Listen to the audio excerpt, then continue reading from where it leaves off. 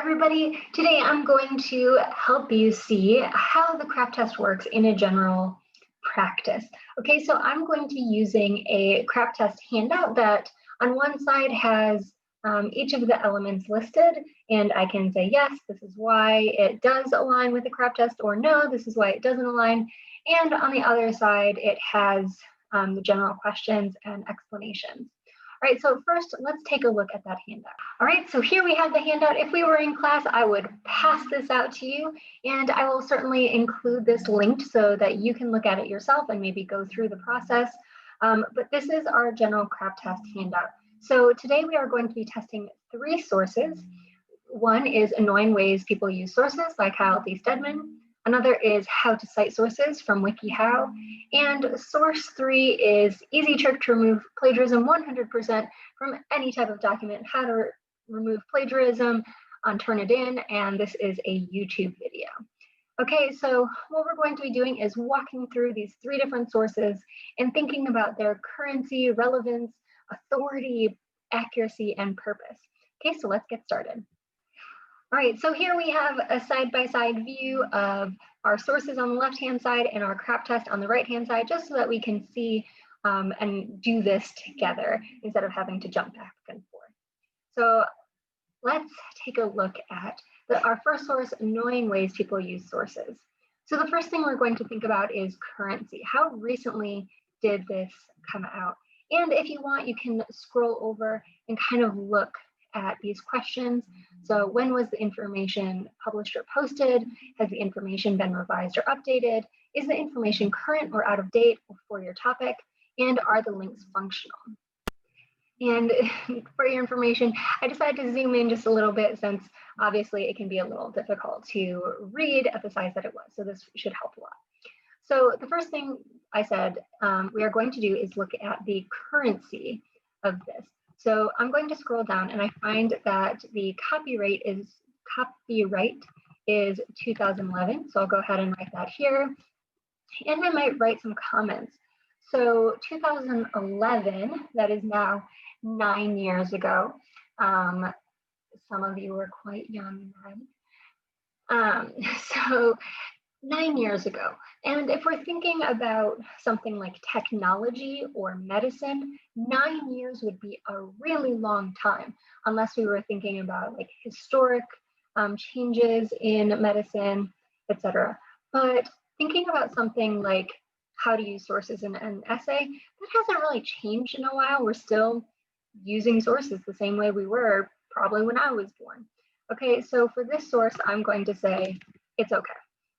Right, so the next thing we're going to look at is the relevance. So for this particular research process, maybe I'm saying I want to find out how to avoid plagiarism and specifically how to cite my sources. So for this, I'm going to scroll through a little bit, and through reading it, basically I know this source. I know that this isn't specifically talking about how to cite sources. It's more about how to use sources in your essay and how not to use them more specifically. So this is talking sort of about our paraphrasing and quoting and if you're doing it well. So it's not talking specifically about citing sources. So I'm going to say this is a no. Okay, so I'm going to go ahead and say that no, this doesn't talk about citing sources specifically, but it does talk about how to use sources in your essay. So depending if my research changes at all, this might be helpful. Okay, so the next thing we're going to think about is authority. So we're going to scroll back down and see, what does authority mean? So who is the author publisher? Are the author's credentials or organizational affiliations given? What are they? What are the author's qualifications to write on this topic? Is there contact information? Does the URL reveal something about the author? Okay, so this particular source is not on, I am not getting it from a specific website, it's from a DOI, but you can see this is from a textbook, and you can download the full textbook or individual chapters such as this one at these spaces. So on these, I can see the .org, .com, and .edu. The org and edu are good. Okay, so those are more likely to have truthful information versus a company. So let's scroll down to see a little bit more. So this is part of Library of Congress. I'm trying to see if I can find information about contacting Kyle. Maybe I'll scroll down to the end. Okay, so I don't see information here about how to contact Kyle Stedman. So I might do a quick research. Kyle D. Stedman. And looks like he's this guy. All right. Let's see. Okay, so Kyle Stedman has a PhD. He's an associate professor of English. So that's really important to know. So authority, so we have websites and we have Dr. Kyle Stedman. So adding to the authority of this source are a few things. First, we have the websites where this is available, our organizations and educational facilities. We also have the fact that Dr. Kyle Stedman is a doctor, he has a PhD, and he's an English professor at Rockford University. So all of those things kind of add to the point that he knows what he's talking about, especially when we're thinking about using sources in your writing. Okay, so next is our accuracy. I am going to jump over that right now because it takes a longer read. And we've already said that the relevance doesn't quite line up. So we might say, the accuracy, it doesn't line up with our relevance, and therefore it might not be as important. But also this takes a little bit more time to kind of look at, does it align with what you found in other sources and what you know based on your prior knowledge. Okay, so I'm going to skip that one. Next is the purpose. So what is the purpose of this essay? And again, this might take reading it to find out, like, are they trying to sell you something? Are they trying to entertain you? And based on my knowledge of this essay, I am going to say it is trying to inform you. He doesn't ask for money, especially since you can get the book for free at 3 different sites. Obviously means he's not trying to sell you this book. He's trying to inform you how to write a good essay and use sources within your essay. All right, so let's jump to our second source, which is How to Avoid Plagiarism from WikiHow. I'm going to go ahead and scroll down. And the first thing we're going to look at is the currency. So the currency, again, is how recently it was published. And here we can see that this was published September 3rd, 2020, which is really recent. So that's good. That's awesome, actually. It's within a couple months, which, you know, in 2020 means something completely different because things change all the time. But in the idea of like plagiarism, 2020 is really good. Okay, so relevance, and we are looking in this to think about how to cite our sources, and plagiarism is part of citing sources. So I'm going to say that the relevance is good. Next is the authority, and this is where we might have more questions with a lot of sources, especially ones that aren't academic sources, aren't from the library, etc. So the first thing we're going to do is think about who this was co-authored by. So this article was co-authored by Emily Listman, MA. Emily Listman is a private tutor in San Carlos, California. She has worked as a social studies teacher, curriculum coordinator, and an SAT prep teacher. She received her MA in education from the Stanford Graduate School of Education in 2014. Wow, that is actually pretty good for a Wikipedia article. So we can say Emily Listman is co-author. She's a teacher. Now, the next thing we're going to think about is the fact that this did say that this was co-authored. So we might think about who were the other authors of this. So I might expand this. So here we see that there were 73 co-authors. So I'm going to add that. So because it's a Wikipedia type source, a wiki, that means that a lot of people are coming in and changing it, and we don't know all of their credentials. So even though Emily has had the largest say on this, we don't know who has changed it. So that does take down the credibility. Some other final things to think about are the fact that this is a .com website, the number of stars it has been given, so that might be people who said that this was helpful or not helpful. Another thing to think about is that this does have references, that it includes 15 different references, and all of these references are from mostly EDU sites, so MIT, Harvard, UC Davis, University of Pennsylvania. So that's pretty good. So we know that this does use citations. Okay, so the last thing we're going to think about is the accuracy of the source. So again, this goes into whether the information you find here aligns with other sources, as well as your own personal knowledge. So to do that, we again would have to actually read through this. So I'm going to go ahead and skip that part. Lastly is the purpose. So why is this existing? Are they making money from it? Are they trying to entertain you? Or are they trying to inform you?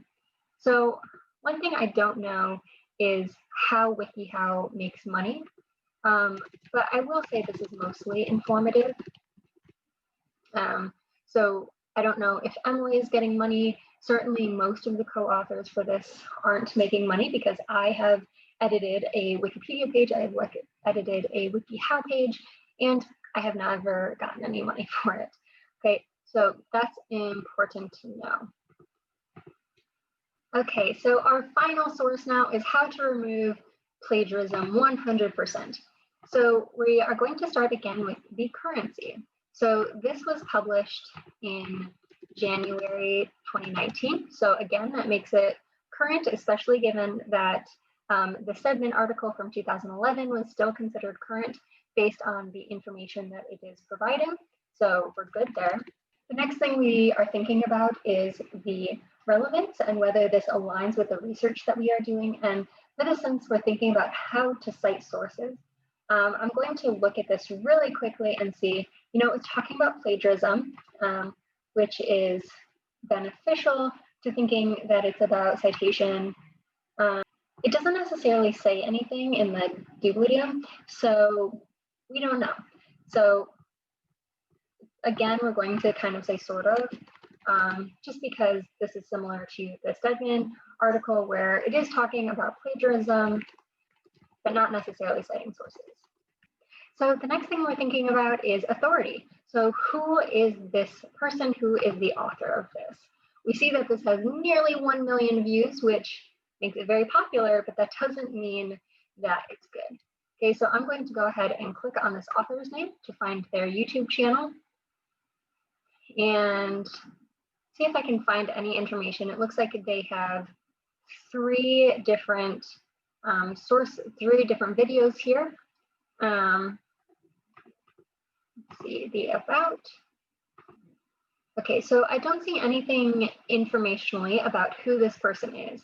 So especially considering it's YouTube, no information about the author, this makes the authority really bad. All right. And as I said, we're going to skip the accuracy for a moment. I will get back to this for this particular source. And jumping to the purpose, looking at this, they specifically say that they want every individual, whoever is interested in technology, to understand the benefits.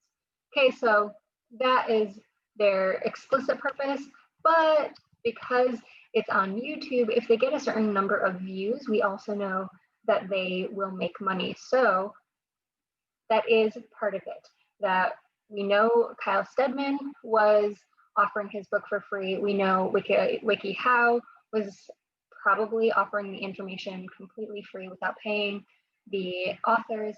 However, on YouTube, if you do get a certain number of likes and hits, etc., you are going to make some money. So that is worth keeping in mind. So looking at our three sources, we can kind of see which ones have more authority, which ones are crappier, and maybe which ones are better to use. So overall, even though it wasn't necessarily relevant, this source from Kyle Stedman is definitely the most laden with authority. It's there to inform you. It's from a really authoritative source. And overall, it works well. The only problem is that it is not relevant to your research. So if this is one of your sources, you might want to think about looking for something else that is a little more relevant because it's going to help you more. Next one is our plagiarism from WikiHow. So it had more authority than the last source, but it's certainly not the first thing I would go to because it can be changed by anybody. So oftentimes I think Wikipedia and WikiHow and basically any wikis can be a really great jumping off point, but then using the references that they cite to actually find better information. So a lot of times I'll go to Wikipedia, I'll go to WikiHow to find out quickly how to do something or quickly find information, but I don't want that to be the last information unless it's really not that important. Okay, so yeah, that's a great jumping off point. The last one is Poopy Caca. It is not a source that you want to be using. There are a lot of great YouTube sources. So there's a lot of scientists, there are a lot of teachers. Heck, I'm on YouTube. All these videos are coming from YouTube. So a lot of these are great sources, but you definitely have to look at who the author is and what they're trying to get out of it. All right. So those are our 3 sources. I'm going to lean back so that I am not being blinded by sunlight. And I hope that you can see through doing the CRAAP test, just getting some information that runs through your mind whenever you're reading a source, especially in this divisive political climate, to think a lot about who you are getting your information from, what background do they have in the information that they're trying to tell you, and what is their overall goal. So sometimes that goal can be to make money. A lot of times you want to think about where is the money going. Sometimes there is an idea to inform you. It seems informative, but it's actually persuasive and filled with bias. So even simple changes in wording, so adding the word only, so we could say only 200,000 people have died from COVID. And that changes it a lot than saying 200,000 people have died from COVID, because adding that word only changes how we think about it. We start going, oh, that must be a small number because they're using the word only in front of it. So you definitely want to look out for loaded words such as always, never, only. There's lots of them. All right.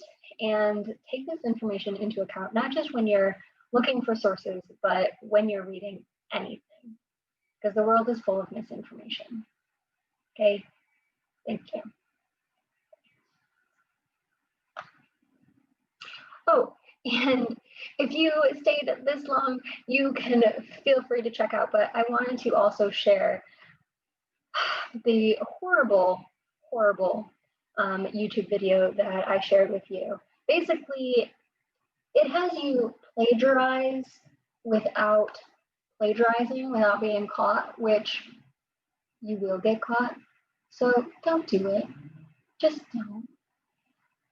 It is so much easier to learn how to cite your sources and possibly get information, like possibly get points deducted for wrong citations rather than potentially getting kicked out of school. So don't listen. Don't listen to those stupid websites. Just don't do it. Okay,